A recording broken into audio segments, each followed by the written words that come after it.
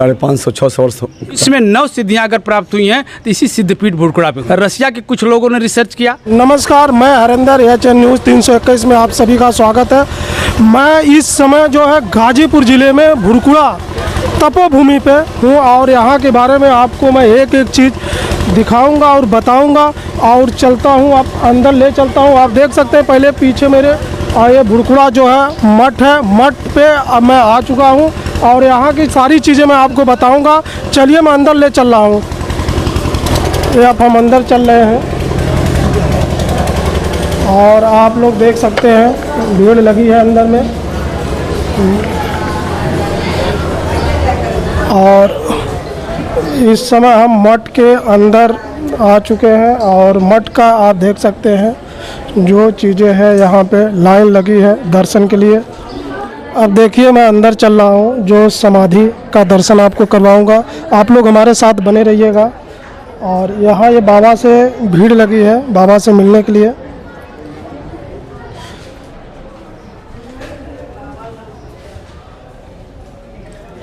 देखिए ये पुराने समय का जो दरवाज़ा है, आप एक बार दरवाज़ा को देख लीजिए।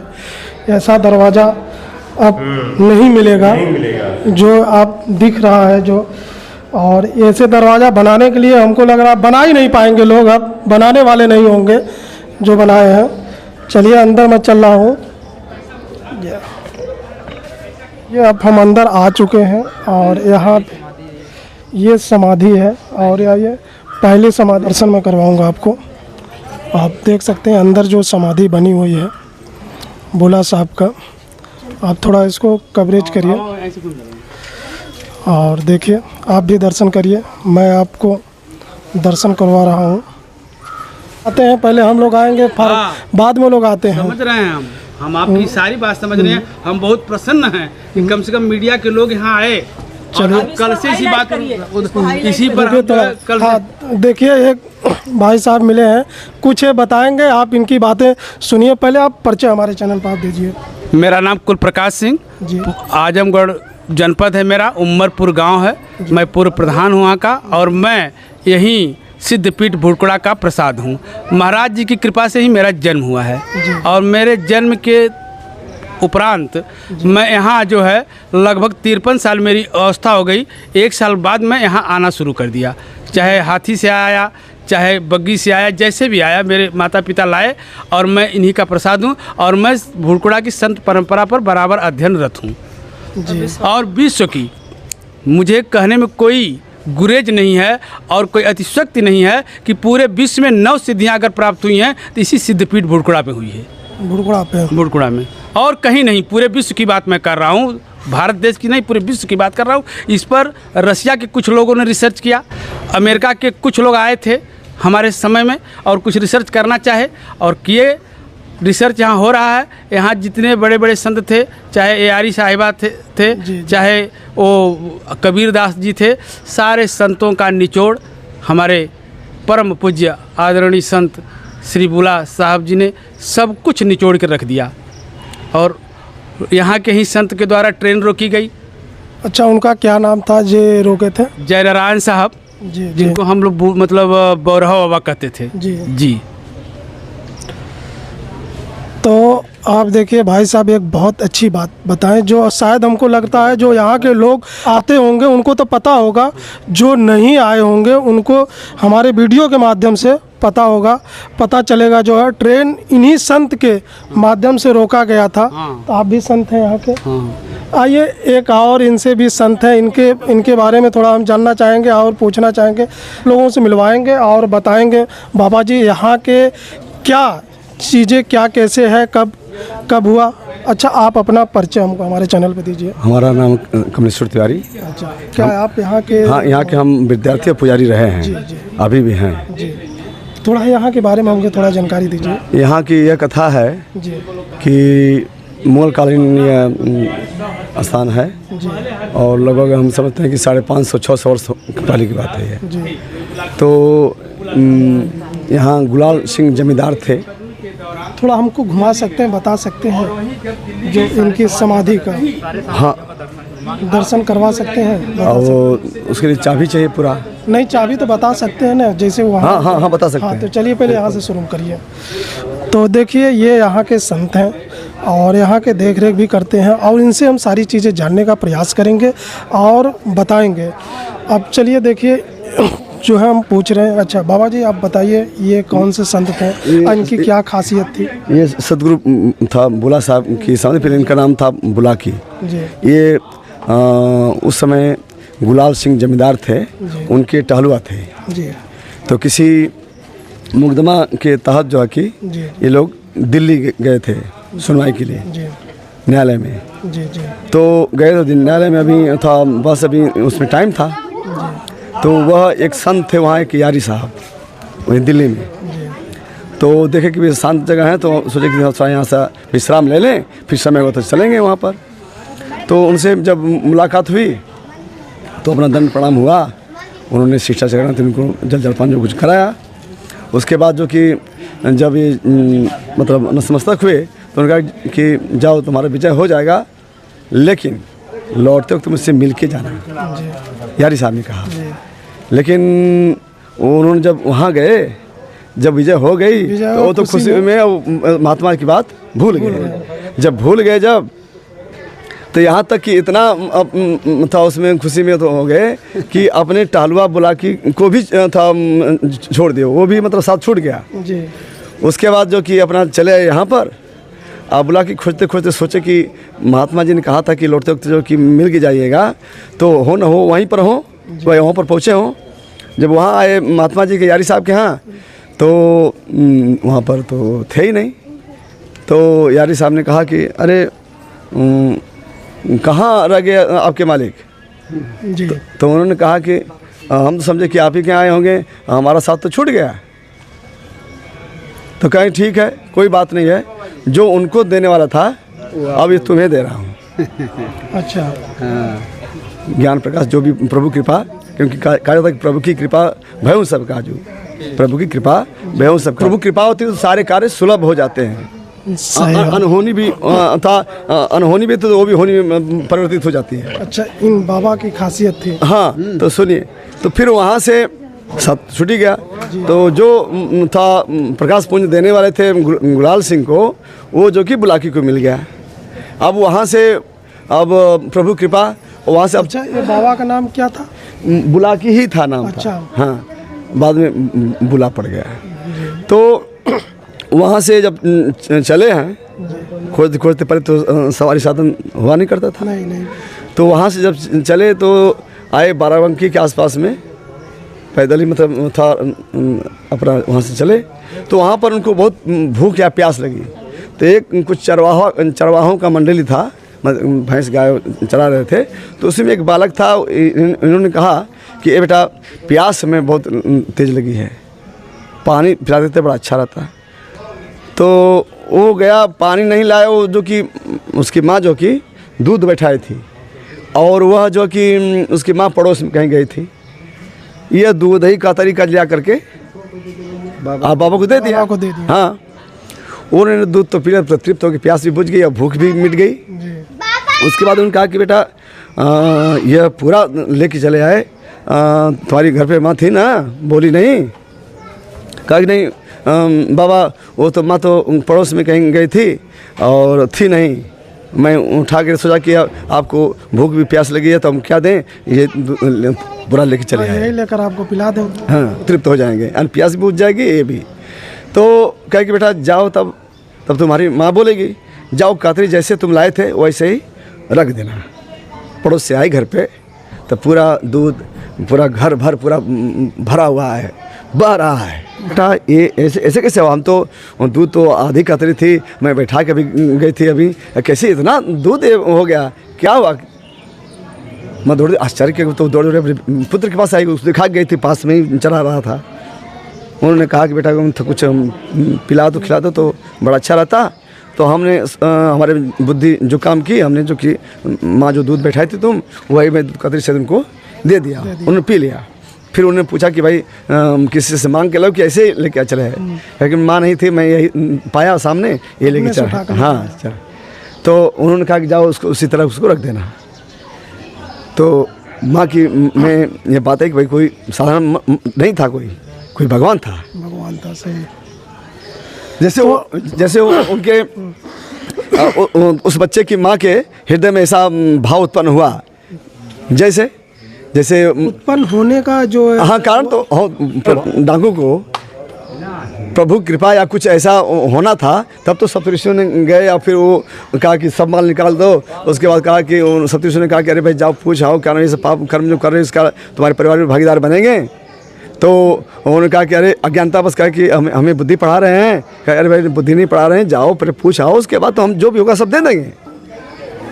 तो सप्तऋषियों को उन्होंने बांध करके घर पे गए थे, न उसका न माता न पिता न पुत्र न भाई न बंदी न सगे संबंधी कोई तैयार नहीं हुआ। हाँ, कोई तैयार नहीं हुआ।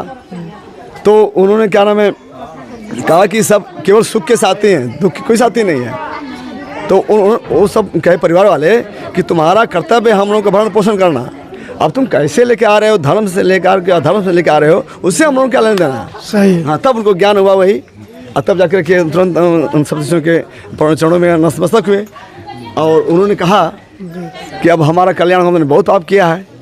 तो थोड़ा चलिए, हाँ चलते रहेंगे। अब एक कहानी तो रुक गई, अभी तो उसमें थोड़ा कथा हो गई। तो तब उन्होंने कहा कि ठीक है बेटा, राम राम कहो, राम राम कहो। ऐसे चलेंगे आप अंदर। अच्छा चलिए, ये पहली गद्दी बुला साहब की, हाँ बुला साहब की है। तब वो गए तो देखते हैं जैसे ज्वर की अधिकता से भूख विदा हो जाती है, उसी तरह पाप की अधिकता से हरि चर्चा और सत्संग जो कि अच्छी बात नहीं सुहाती है। तो अब लेकिन भाव श्रद्धा था कि जो सप्तऋषियों ने कहा है हमारा कल्याण हो जाएगा, इसलिए उल्टा नाम ही जपे और ब्रह्म समान वाल्मीकि हो गए। सही बात। देखिए और उनके बारे में थोड़ा दो लाइन सबके बारे में। अच्छा ठीक है। अब तो वो तो वहाँ हो गई बात जी, अभी वहाँ कहानी पूर्ण नहीं हुई है। हाँ, तो वहाँ भी उसको भी पूरा करेंगे, मगर थोड़ा ये दूसरी अभी ये साहब, हाँ तो कैसे ये हुए, तो ये जानकारी होना चाहिए ना। बच्ची गाना गाना चाहती है। अच्छा, देखिए थोड़ा सा हम रहेंगे अभी ना, नहीं हम चलेंगे, थोड़ा घूमेंगे। अच्छा रुकिए, तो उधर ही चल रहे हैं। तो अब वो बाराबंकी, तो वो सब खोजते खोजते जो कि बालक और उसकी माँ खोजते खोजते वो बाराबंकी पहुँचे। वही एक जगजीवन साहब का स्थान है, ठीक है। तो वो दोनों साधु यानी संत हो गए दोनों, और दोनों के वहाँ समाधि है वहाँ पे। हाँ, फिर बुला कि अपन आ गए यहाँ पर, डर के मारे जो कि भाई जमींदार हैं कुछ बोलेंगे, पर जमींदारी तो जानते थे क्या व्यवस्था होती थी। तो वो आकर के इस सब जंगल था, तो वहीं एक यहाँ के आगे थोड़ा सा 1 किलोमीटर महाविद्यालय, उसके बाद जो कि रामाखाड़ा का स्थान है, वहाँ संतों की तपस्थली है। कि वहाँ किसी ने देखा, कहा अरे बुलकिया तो था, दिखाई दे रहा था यहीं पर घूम रहा था, कहा उसको बुलाओ। गुलाब सिंह ने कहा, तो उन्होंने था आए डरते, कहे कि कहाँ थे भाई। अब जमींदार के कौन सा जवाब देखने किया, आप ही मुझे छोड़ के चले गए। उसके बाद फिर वहाँ जो है कह गया से तुम्हारा जो कि टोला काम ख़त्म, अब तुम हल जोतोगे। तो अब हलवाओं के साथ जाते थे तो मेड़ पर बैठ जाते थे, हर अपना चलता था अपने आप, अपना ध्यानिष्ठ हुआ करते थे। इस तरह से कई बार जो कि इनका गुलाब साहब का ये जो आप बता रहे हैं, हाँ, तो अब मतलब उन्हीं क्रम में है, जब उसके बाद दोबारा ये होंगे ना। अच्छा, इसके बाद ये हुआ। हाँ, मतलब पहले वो थे गद्दी, हाँ, फिर दूसरी गद्दी पे तो गद्दी कैसे हुई जी। हाँ, ये जानिए। अच्छा, ये वो गुरु थे नहीं, पहले तो वो तो था मतलब नौकर चाकर थे जी, बाद में गुरु बन गए थे। वो बताएंगे तब ना कि कैसे हुए जी। हाँ, तो वही आप बताइए। तो उसमें क्या हुआ कि कई बार उन्होंने क्या नौकर चाकर ने जो कहा हलवाओं ने कि ये जाता बोले किया केवल सोता है और बैल को फार लग जाए, कुछ भी हो जाए, जो क्या नाम है इसको, बस खाली सोए रहता है, जाता तुरंत सो जाता है। तो कई बार सुनते सुनते इन्होंने अपना बाणी लिए, अपना चल दिए।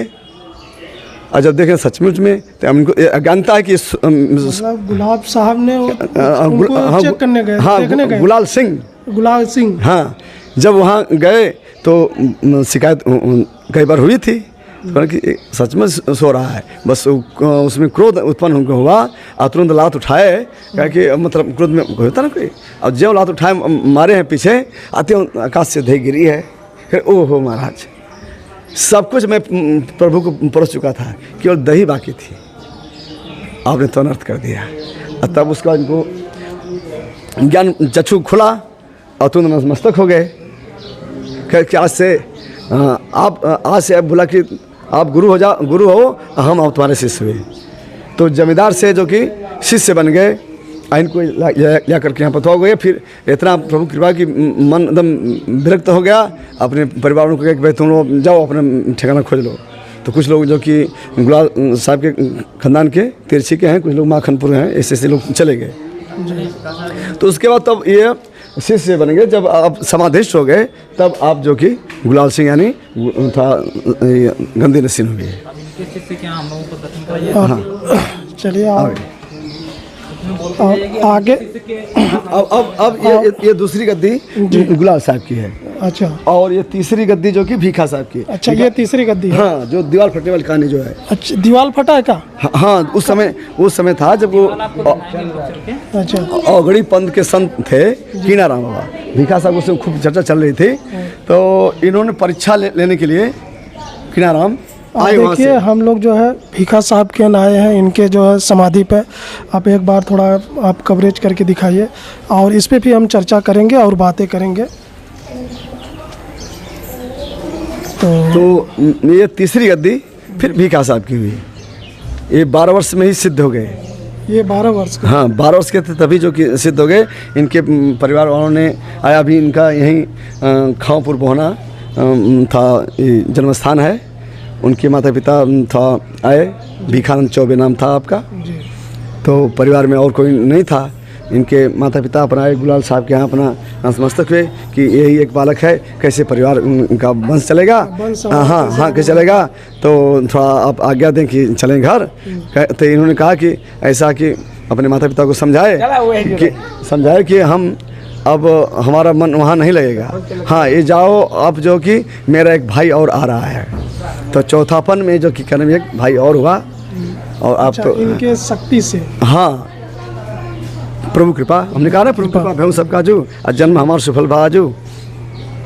तो ऐसा हुआ। तो इन्होंने क्या नाम है, तो ये कहानी कब हुई कि जब आप युवा अवस्था हो गए तो बहुत चर्चा चली कि भाई कि था भुरकुड़ा में एक संत हैं, उनका बड़ा महिमा है, बड़ा जो कि जिसको जो कहते थे हो जाता है।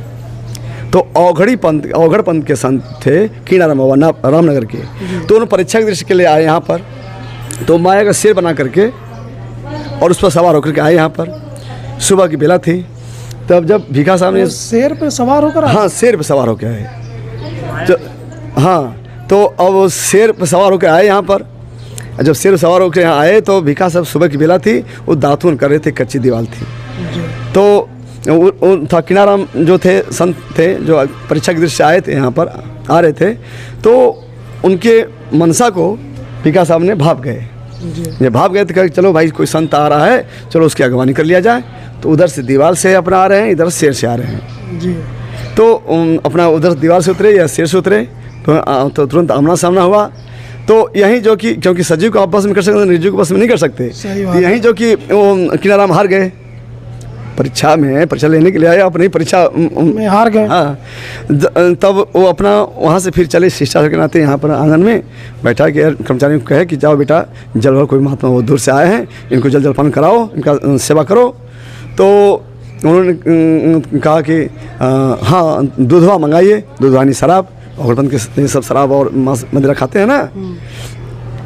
तो भीखा साहब ने कहा कि नहीं महात्मा, यहाँ पर दूधवा नहीं चलता, शराब नहीं चलता, यहाँ पर दूध मिलेगा, मीठा मिलेगा, हाँ, जल मिलेगा, दूधवा नहीं चलता। तो कर्मचारी जब गए जल लाने के लिए तो पूरा कुआं जो कि शराब की दुकान आ रही है। कहे भीखा तुम क्या बात कर रहे हो, तुम्हारा कुआं सारा जो कि दूधवा से भरा हुआ है, और करोगे यहाँ दूधवा नहीं चलता, शराब नहीं चलता। तब कर्मचारी फिर भीखा साहब से बोले। हाँ, तो भीखा साहब ने कहा कर्मचारियों से कि जाओ बेटा उसमें जल भर लाओ। फिर गए तो फिर वो जल हो गया। तो जल लेकर के और मीठा उनके यहाँ रखा गया। तो फिर शिष्टाचार करते इन्होंने भीखा साहब ने कहा कि अरे महात्मा जी, अब आराम विश्राम हो गया, थोड़ा हम भी अपने नित्य क्रिया में भजन में जाएंगे, आप जल जलपान कर लें। तो उन्होंने कहा कह रहा चल रहा। नहीं भिखा साहब का, फिर वहाँ से चलेंगे चतुर्वेदी साहब के यहाँ। तो वहाँ जो कि उन्होंने किनाराम ने कहा कि मैं क्या जल पीऊँ, मैं आपने तो जो मेरे पेय पदार्थ को पानी बना दिया, मतलब जो पीने जोगे था उसको आपने पानी बना दिया। हाँ, तो भिखा साहब ने कहा कि नहीं महाराज, मैंने पानी नहीं बनाया, वो पहले से ही पानी था ही, पहले से ही पानी था ही। हाँ, इसी पर रोष होकर के अपना वो चले आए, हर जगह हारते ही गए। इसलिए आदमी नहीं होता था कि किसियानी बिल्ली जो कि हाँ, तो अपना वो जो है अपना बाहर आए। अब क्रोध में ईर्ष्या बस जो कि उन्होंने अपने मन में यह था भाव उत्पन्न किया कि था पूरा दमदमा जो किया गिर जाए, उसी में था भिखा दब के मर जाए। हाँ, यह भाव उत्पन्न करके और कुदृष्ट किए, तब तक था पूरा दमदमा पूरा जो पंतला है वो सबसे चल दिया। ऊपर भिखा साहब गुफा है। अच्छा, दीवार फटी। हाँ, तो उसके बाद जब ज्यों दीवार चली है तब तक भिखा साहब का ध्यान टूटा है, मैं तो भजन कर रहा हूँ, तेरी क्या गांड फट रही है। बस उतने पर रुक गई वही। अच्छा, वो इतनी शक्ति यहाँ के देखिए जो है, यहाँ हम कस्में खाने के लिए आते हैं जो अच्छा। क्रिया कस्में जो कि किसी का कुछ ऐसा हो जाता है तो यहाँ पर आकर के खाते हैं, जो हमेशा मतलब न्याय हो जाता है कि जो असत्य है उसको तुरंत उसका परिणाम मिल जाएगा। अच्छा, तुरंत मिलता है। हाँ। तो कुछ लोग तो गलत लोग तैबा नहीं करेंगे यहाँ पे। हाँ, जल्दी पहले स्थान यहाँ के लोग क्रिया करो, जल्दी क्रिया मत खाओ, अपने में समझ बुझ लो, अगर सही तो उसको बता दो। देखिए भिखा साहब का जो है समाधि थी। अब आगे भी हम चल रहे हैं और महाराज जी हमको आगे भी दर्शन करवाएंगे। आप लोग हमारे चैनल पे बने रहिएगा।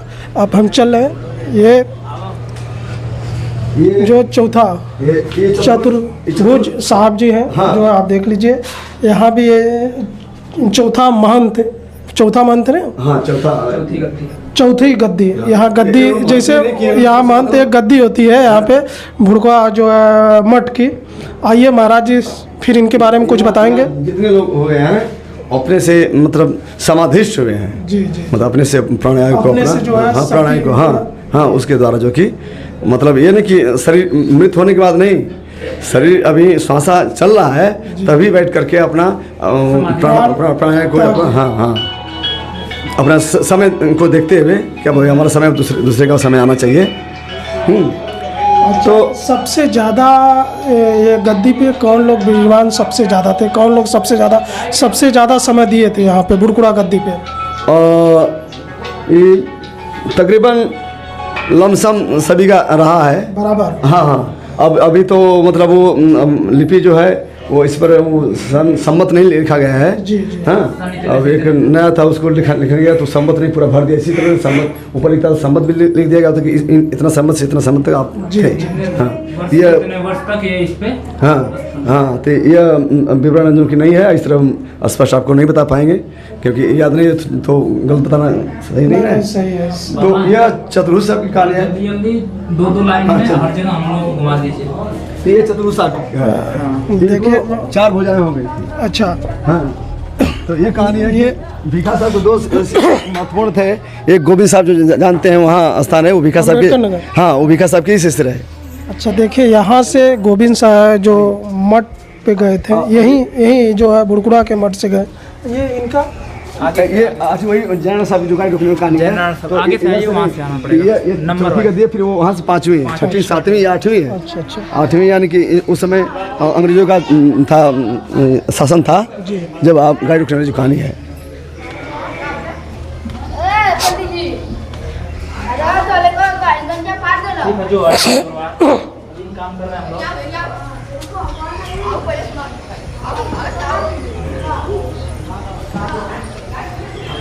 यह जो कि 5वीं गद्दी है श्रीमान नरसिंह साहब। ये देखिए श्रीमान नरसिंह साहब जी की गद्दी है। ये 5वीं और इनकी यहाँ भी समाधि दिया गया है। और ये पंडित जी से हम कुछ पूछेंगे और बताएंगे जो है यहाँ के बारे में, क्यों मुझे भी नॉलेज नहीं है और यही सब कुछ हमको बता रहे हैं। तो थोड़ा आप इनके बारे में आप हमको तो ये कहानी है कि जानते हैं जब तक किसी चीज़ का 2 पहलवान का जब नहीं होता तब तक नहीं मालूम कि किसमें कितना दाव पेच है, कितना जो कि जोर है। ठीक है, ऐसा अब लोगों समय में कि ऐसा हुआ जैसे पहले हम लोग ज्ञान नहीं था, जो हमारे पूर्वज थे, आदिमानव जो थे, तो एक पत्थर से एक पत्थर टकराया, अग्नि उत्पन्न हुई, तो जान गए कि इस तरह से तो हाँ अग्नि पैदा हो सकती है, और उससे जो कुछ भुना हुआ रहेगा वो बड़ा स्वादिष्ट होगा। तो पहले कच्चा ही खाते थे लोग ना। हाँ, तो इस तरह से ये 5वीं गद्दी नरसिंह साहब की है। और आगे जो है ये 5वीं गद्दी है। आगे भी हम आपको एक एक करके दिखा रहे हैं, आप लोग हमारे साथ बने रहिएगा। और महाराज जी ये जो भी बता रहे हैं उनको सब कुछ जानकारी है, और यहाँ के ये देख रेख करते हैं। छठी देखिए जो है श्रीमान जय राम कुमार साहब जी हैं, और इनके बारे में भी हम जानेंगे और बताएंगे। और उसके बाद फिर आप हुए, तो ये भी जैसा नाम है वैसा ही उनका कार्य भी था। मस्त रहते थे, और मतलब और किसी कार्य से उनसे मतलब नहीं था। अपना कर्मचारी साधु हुआ करते थे, वो अपना करते थे। जैसे एक राष्ट्रपति होता है तो बैठा रहता है, सब प्रधानमंत्री मंत्री सब काम करते हैं, उसी तरह ये अपने पूजा पाठ में लीन। हाँ हाँ, तो ये 5वीं के बाद 6ठी गद्दी जो है राम कुमार साहब की है। छठी है।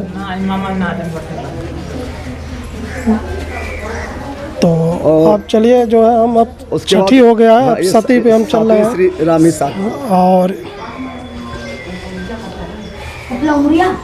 ये छठी श्रीमान रामवीर साहब की है, और जो इनके बारे में भी हम जानेंगे।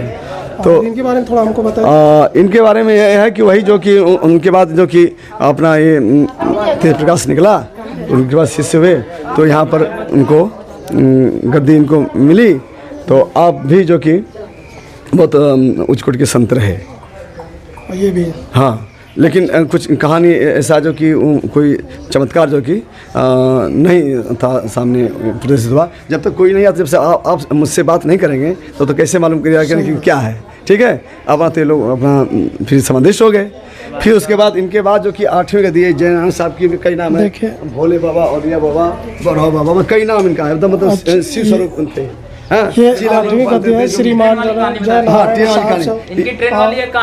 हाँ, तो ये था इनका। अच्छा, इनके बारे में थोड़ा हमको विस्तार से बताइए। हाँ, तो ये जयनारायण साहब जो कि साधु मंडली कहीं भंडारा था या क्या था, अपना ये लोग चले तो गए, तो वहाँ पर जखनिया स्टेशन है पास में, वहाँ पर जो कि ट्रेन आई, ये लोग बैठ गए महाराज जी और जितने भी साधु संत थे पीछे।